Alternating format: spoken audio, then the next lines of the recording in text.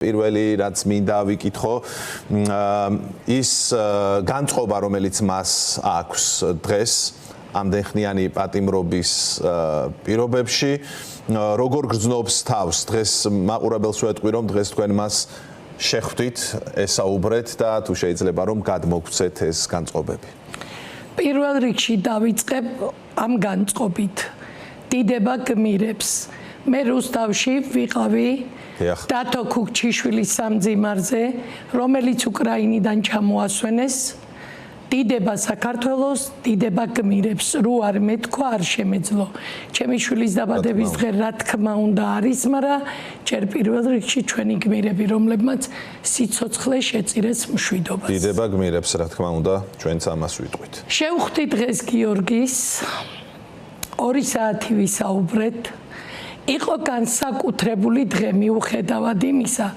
დაბადების დღე კი ქონდა მაგრამ გიორგისთან ერთად გვერდით საბაჯიკიაც ხვდებოდა დედიკოს და თავის დაიკოს აი სასიამოვნო შეხვედრა იყო ორივე სინდისის პატიმართან ერთად გეცოდინებათ ალბათ სულ ყველას რომ ასერთ საკანში საბაჯიკია ვალერი თეთრაშვილი გიორგი მინდაძე ერთად რო არიან ხო და ბერიძეც არის ხოთა შორის მაგათთან ერთად ლაშა ძალიან განწყობა იყო უმაღლეს დონეზე მაგათთვის ალტერნატივა არ არსებობს რომ ცუდი რამე იყოს შემართებით არიან მაგრამ იმ დღეს არაფერი არ დამავიწყებს შარშანდელ დაბადების დღეზე გალუსტაშვილმა 5 წლიანი საჩუქრით რომ გამომიშვა სასამართლო შენობიდან ის მწარე დღე არასდროს არ დამავიწყდება მაგრამ გიორგის შემართებით გიორგის ბედნიერი სახით ყველაფერს ავიტან ოღონდ ჩვენ სამშობლოს ეშველოს საქართველო განთავისუფლდეს ამ ჭირვარამისგან ამ დილღჭირისგან და გიორგი მოიხდის ამ 5 წელსა სულ საჭიროება მოითხოვა რა თქმა უნდა ეს არ მოხდება მაგრამ მოიხდის პირნათლად ქალბატონო ნანი, აი გარეთ არსებულ ვითარებას როგორ აფასებს ბუნებრივია თქვენ ამაზეც ისაუბრებდით გარდა იმისა რომ შვილთან შეხვედრა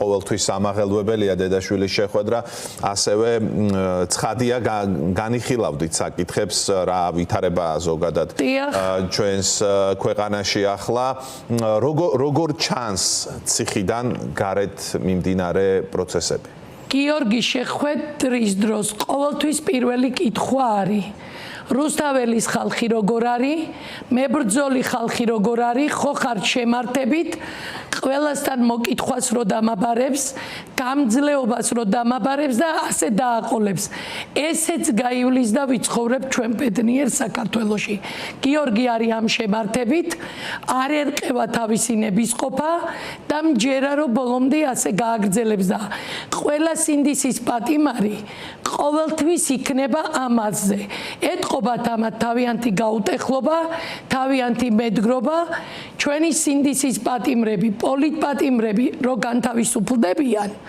მაშინ იქნება ბედნიერი საქართველო და ჩვენ ვიცხოვრებთ მერე გაბწყინებულ საქართველოში. ქალბატონ ნანი, აი ოჯახის წევრის პატიმრობა რა თქმა უნდა ყოველთვის მძიმეა. ალბათ აი ეს დაპატიმრების დღე, მისჯის დღე ეს ძალიან რთულია.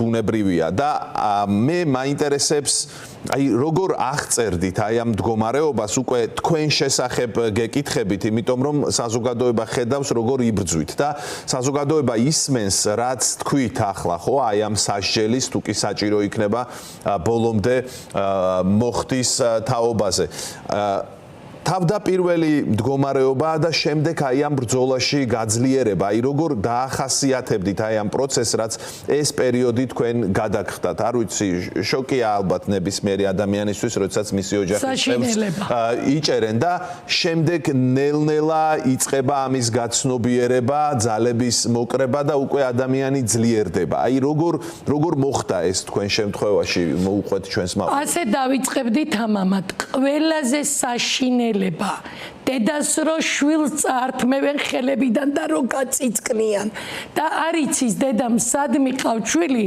რომელი მანქანითაც წაგართმევენ სახში რომ მოგაკითხავენ და იმ წართმეულ ბავშვს 5 წუთში იმ მანქანაში რო ვერ იპოვი. ენით აუღწერელი საშინელება. ეხლაც ცხელი დამივლის ტანზე, იმიტომ რომ ეს არის ყველაზე დიდი ტანჯვა დედისთვის, რომ შვილი გაუქრება თვალწინ და ვერ გებულობ რა მოხდა და რა ხდება შენ თავს, მაგრამ ამ დროს მაინც ერთი წერტილი გააზრების შენ შვილს არაფერი არ დააკლო. არ გავჩერებულ ვარ იმ წუთიდან, როგორც კი ხელიდან წამართვეს. მოვიარე, სადაც მაგზავნდნენ ყველა პოლიცია, არსად არ გავჩერებულ ვარ, ყველა განყოფილებაში მივედი.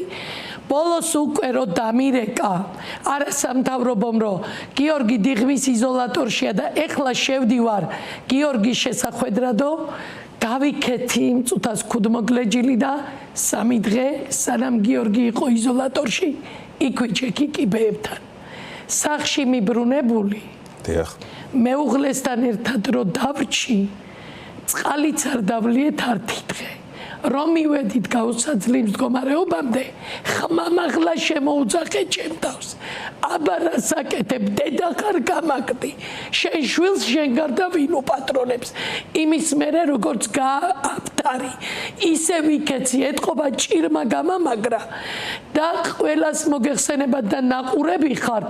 შარშან 3 ივლისს გიორგის მიჯის დღეს მე რა დამემართა, მაგრამ არ დავცემულ ვარ, იმიტომ რომ სტუდენტები ვინც რომლებმაც ყველაფერი მიატოვეს და ჩემ გვერდით იყო და სხვა ხალხი იყო სასამართლოში, მე მაგათ ვერავის ვერ დავაჭერინებდი. მოუხვიე ჩემ სტუდენტებს გიოს მიჯის მერე ხელი, უთხარი წამოდი ჩვილო ჩვენ სახლში რუსთაველზე და რუსთაველზე გავაგრძელე ჩვენ ერთმანეთის მოფერება. ამ სიყვარულს, ამ სითბოს ვერავინ ვერ გაიგებს. კი დედას ერთადერთი შვილი წაართვეს ციხეშია, მაგრამ რუსთაველზე ვინც არიან გოგო ბიჭები, ასაკიანები დიდები. აი ამათგან წამოსულ სიყვარულს ვერაფერი შეცვლის და ამას ბევრი ვერ გაიგებს. დიახ, აი ქალბატონო ნანი, ჯერთი უნდა აღნიშნო და ეს აუცილებელია ახლა, რასაც ვიტყვი, ივანიშვილი და მისი რეჟიმი არის პასუხისგებელი იმაზე, რაზეც ახლა ჩვენ ვსაუბრობთ, როდესაც უსამართლოდ ყავთ ადამიანები დაჭერილი და ამასთანავე პასუხისგებელია ის ხალხიც, ვინც უშუალოდ ჩაქუჩს არ ტყამს იქ სასამართლოში. აი თქვენ 3 ივლისი ახსენეთ და ეს ის დღეა, როდესაც ნინო გალუსტაშვილმა გამოაცხადა და ეს გადაწყვეტილება, ამიტომ ის მოსამართლეები, რომლებიც ამაზე ხელს აწერენ, მათი სახელი და გვარები არ იქნება დავიწყებული, ეს მათ უნდა იცოდნენ. ახლა თქვენ საუბრობდით რუსთაველზე და არა მხოლოდ რუსთაველზე უამრავი ადამიანი გულშემატკივრობს აი ამ პროტესტს, მაგრამ არის ერთი ძალიან ამაღელვებელი და ძალიან ძლიერი ფაქტორი რუსთაველზე. ეს არის ის, რომ თქვენთან ერთად სინდისის სხვა პატიმრების მშობლები იბრძვიან თავიანთი შვილებისთვის და არა მხოლოდ თავიანთი შვილების თავისუფლებისთვის, არამედ საქართველოს თავისუფლებისთვის. აგვიწერეთ თუ შეიძლება აი თქვენი ურთიერთობა, აი ივანიშვილი, რომელიც ცდილობს, რომ დაამარცხოს მშობლები, მაგრამ მათ შემართებას ვერ ამარცხებს. რატომ ხდება ეს ასე, რომ აი ეს ძალები თქვენში გამოინახა ისეთი, რომ შემართებას გადაზდებთ ხოლმე მთელ საზოგადოებას, ვინც აი ამ პროტესტის მონაწილეა. გითხარით, აი ეს ურთიერთობები როგორ გამაგრდა თქვენ შორის? პატიმრების დაჭერის დღიდან ნანუკა ჟორჟოლიანმა შეგვაკავშირა ერთმანეთს, მოგძებნა სათითაოდ უყველა, მშობლები გაგვაცნო ერთმანეთს, დაგვაახლოვა და ძალაუნებურად წამოვიდა ის мотиваცია, რომ ჩვენ მშობლებს ერთი ჭირი, ერთი ვარამი გვაქვს და ერთ ცეცხლში ვართ უყველანი ერთად. გავერთიანდით, ხელი ჩავჭიდეთ ერთმანეთს, ყოველთვის ვამბობთ, ხელი გაუშვი ჩვენი შვილია. დედები რო არ უნდა გავჩერდეთ, ხმამაღლა ვამბობთ, მაგრამ მამა სულ გვირევია ზურაცეცხლაძე არ ჩერდება. დავდივართ ერთად, მოვიარეთ 40 რეგიონი, რაშიც გვეხმარება თეონა ჭალიძე. ეხლაც გეცოდინებათ სულ ყველას, რომ გუშინ და გუშინ წინ მოვიარეთ ჩხოროწყუში გაზეთები გავავრცელეთ პატიმრების ხმა, სინდისის პატიმრების, რომლებსაც ხალხი წინა წელს რო ჩავიტანე ხვდებოდნენ მედგრად, მაგრამ ცოტა კარჩაკეტილები უკან იდგნენ, რომ ადგილობრივ მთავრობას რო არ გაეგო მაგათი კეთილი განწყობა. წელს არ ქონია მაგათთვის მნიშვნელობა ამშის. კარები ღია ქონდათ, გამოდიოდნენ ქუჩაში, ხელს ვკიდებდნენ, როდის იქნება ჩვენი საშველი, როდის დამთავრდება ეს ჭირვარამი და პირდაპირ გთხოვდნენ, ხელმოწერები მოაგროვეთ, ეს პატიმრები უნდა განთავისუფლდნენ სასწრაფოდ. ყველა გულშემატკივრობდა, საღამოს მერე უწყვეტი ნაკადი რო არის აქციის ჩხოროწყუში, შეუერთდით მაგათ, იყოს საუკეთესო შეხვედრები, დახვედრები, პატარა ბავშვებიდან დაწყებული მოტივაციით რო არიან და არ ჩერდებიან და არც აპირებენ გაჩერებას. შუა დღეზე ვიყავით, მონაწილეობა მივიღეთ ბუღაძის წიგნის პრეზენტაციაზე, რომელიც შეხვედრაც ძალიან დიდებულად დამთავრდა და სასიამოვნო იყო სინდისის პატიმრების მშობლებთან ერთად. უფრო მეტი მოტივაცია მოგვეცა მეორე დღეს წალენჯიხაში თამამად გავავრცელეთ სინდისის ხმა პატიმრების. შევხვდით მოსახლეობას, რომლებიც ხმამაღლა ამბობენ, მეტის გაძლება არ შეუძლიათ. პენსია წამლისთვის არ ყოფნით. წალენჯიხაში არაფერი არ არის შემოსავალი. ეს ოპოზიციური ქალაქი განადგურდა. ჩამკვდარია ყველაფერი, ამიტომ მე მეტი მოტივაცია მომეცა ესევე ჩემ გვერდით მდგარ მშობლებს და ჩვენ უფრო სახელმწიფო რიცხვი დღე ნამდვილად არ აგვაქვს დაგეგმილი, წინ დღეს გადავწყვიტავთ ხოლმე, მაგრამ ამ ზაფხულს ჩვენ მშობლები არ გავჩერდებით, უფრო მეტ რეგიონს მთიან მხარეებსაც მოვივლით, წავალთ ყველგან და ჩვენ სათქმელს, ჩვენ ხმას ყველასთან მივიტანთ, იმიტომ რომ დედების ცრემლი უკვე ზღვას უერთდება და ჩვენი გაჩერება არ შეიძლება. და ქალბატონანი, ბოლოს მინდა კიდევ ერთი შეკითხვა დავსვა, რომ ორიოდე სიტყვით ამასაც შევეხოთ. თქვენმა ოჯახმა გაზარდეთ გიორგი და ახლა გარკვეული სამართლებრივი საკითხები არის დარჩენილი, ხო, გარკვეული პროცედურა და ამაზეც თუ გსურთ რომ გითხრათ რამდენიმე სიტყვა და შემდეგ დაგ. თავიდან გიორგის მე ამ მოკლე პაემანზეც ვერ ხვდებოდი. დიახ. მერე გავიდა დროჟამი, ყველა მშობელი რო შედიოდა რო ხვდებოდნენ ბავშვს, ღმერთო, ყველა პატიმარი კარგად იყოს, ყველა პატიმარი, სინდისის პატიმარიც, პოლიტ პატიმარიც, მაგრამ შეიძლება აი რაღაცა ზოლი გაყვებოდა ჩემ გულს, როცა პენიტენციურიდან მობრუნებულ მშობელს ჩავიხუტებდი და როგორ იყო თავი შვილი რო შევეკითხებოდი. ამას რო უყურა ნანუკა ჟორჟოლიანმა ატეხა ერთი ამბავი, ყველა შეაწუხა და მივაღწიეთ იმას, რომ გიორგის მე მოკლე პაემანზე ვხვდები.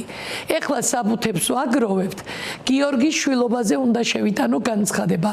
იმედია მწამს, მჯერა, რომ ამაზე წინ არავინ არ დამიდგება და ამას მაინც მიიტას გულთან ყველა ბავშვი, რომელიც უნდა ყოფილიყო ქუჩაში, კარის მეზობლის შვილი გაჭირვებაში დავეხმარე 32 წლის დედა გარდაეცვალა. გვარიც არ შეუცვალე, ბიოლოგიური დედის გვარი დაუტოვე, იმიტომ რომ მე შვილი მენატრებოდა და დედა შვილს ვერ წავართმევდი, მაგრამ გიორგი არის ისეთი შვილი. ყველა ჯვარი წერია ბიოლოგიურ შვილებს, მაგრამ გიორგის ვერავის წინ ვერ დაუყენებ. დღეს გიორგის თვალები, გიორგის მოპერება დაგენახათ ყველას მიხვდებით, რომ გიორგი არის მართლა ოცნების ბიჭი და სანუკვარი შვილი. იმედია ამ სიყვარულ წინ არავინ დაუდგება.